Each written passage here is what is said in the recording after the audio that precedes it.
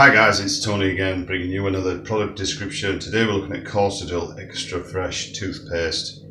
Alright, now I've recently had an extraction of my tooth out, and this is the stuff that they recommend. Just let the camera focus in on that. Alright, check that's okay for you guys. Alright, so I'll do a video on the mouthwash as well, but I thought I'll just show you what the toothpaste looks like. So there we go. So it just looks like that. This looks like a light browny colour, and what this will do is it really does freshen your breath, but it's really good anyway if you've got problems with your gums and stuff like that.